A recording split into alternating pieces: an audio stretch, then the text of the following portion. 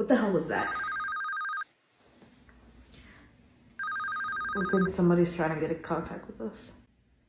But why? I don't know, probably to give us some bad news. What kind of news? I don't like news. Someone died. Or someone's trying to say hello. By the way, we are not equipped to handle this.